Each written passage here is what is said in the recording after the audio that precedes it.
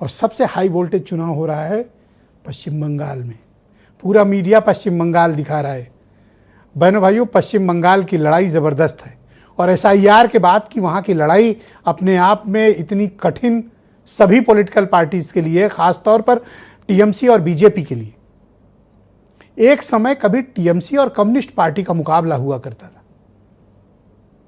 लगातार से 3 बार से मुख्यमंत्री, एक भी दाग नहीं, आक्रामक, महिला, विकासोन्मुख योजनाएं और एक ताकतवर पॉलिटिकल पार्टी जो बीजेपी जैसी माइटी पॉलिटिकल पार्टी से सामने से लड़ने का हौसला रखती हैं, वो है ममता बनर्जी।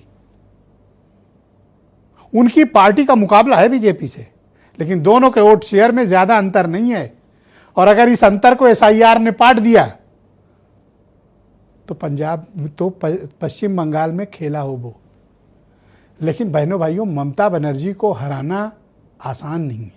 नामुमकिन शब्द तो मैं इस्तेमाल नहीं करूंगा, लेकिन बेहद मुश्किल है उनको हराना। जनता पर उनकी पकड़, विकासकारी कार्यक्रम, सीधे जनता से संवाद, फाइटिंग स्किल और सबसे बड़ी बात है बांग्ला प्राइड। उन्होंने जो नारा दिया कि बंगाल पर जितना हमला होगा बंगाल जीत कर निकलेगा, उन्होंने बीजेपी को आउटसाइडर और खुद को बांग्ला प्राइड के तौर पर पेश किया है। दलित वोट, पिछड़ा वोट, भद्रलोक और मुसलमानों का उनको जबरदस्त समर्थन हासिल है। बीजेपी वहां हिंदुत्व की धार पर खड़ी है और मैनेजमेंट पर खड़ी हुई है।